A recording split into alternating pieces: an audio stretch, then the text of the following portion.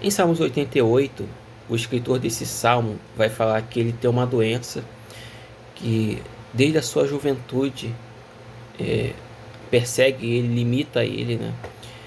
E agora, quando ele escreve esses salmos, ele está numa situação bem grave com essa doença, a ponto de ele perder amigos, pessoas olharem para ele, pessoas que antes eram próximas, olhar com nojo para ele por conta da sua doença, e ele não sabe mais o que fazer.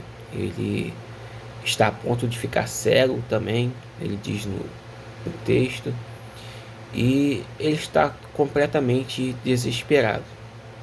E eu estava vendo uma palavra, e foi daí que eu pensei também de fazer esse vídeo, e essa palavra falava sobre o Deus dos desesperados.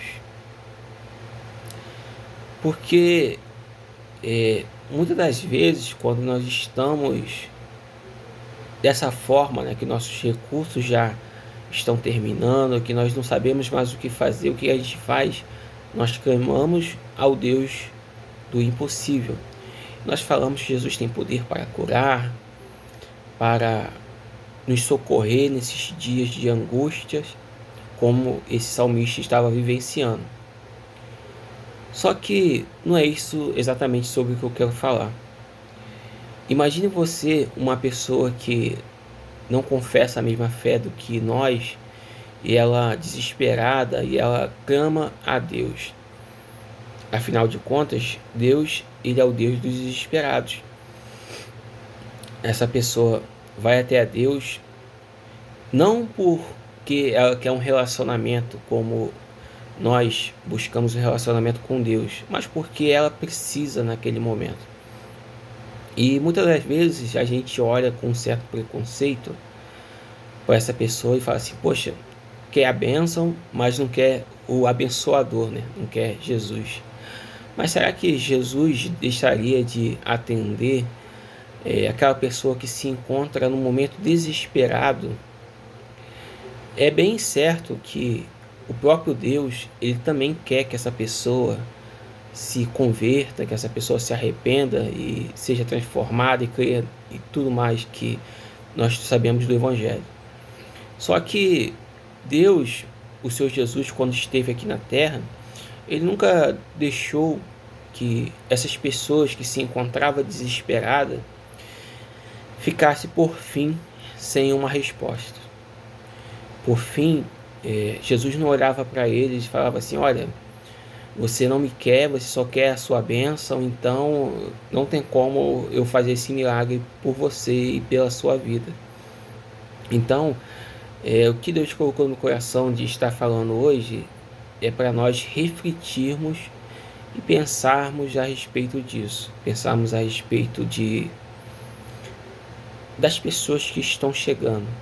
Nós abrimos nossos braços e abraçarmos essas pessoas que por vezes não querem Jesus naquele momento, mas ela precisa desse Deus que socorre nos meios aos desesperos, que socorre em meio às angústias e à tristeza.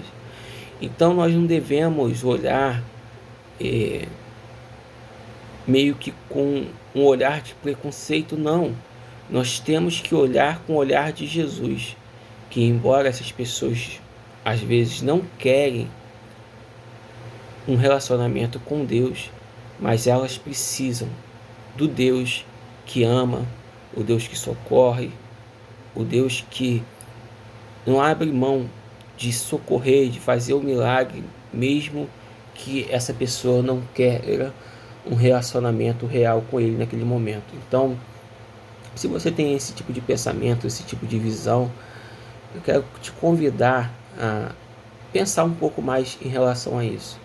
O que Jesus faria com alguém que entrasse pela porta da sua igreja, que entrasse ali onde você está cultuando a Deus? Será que ele oraria assim, falava: só quer minha bênção?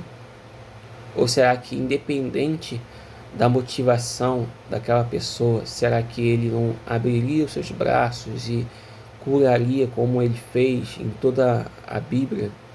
mesmo aqueles que não queriam naquele momento um relacionamento real, né?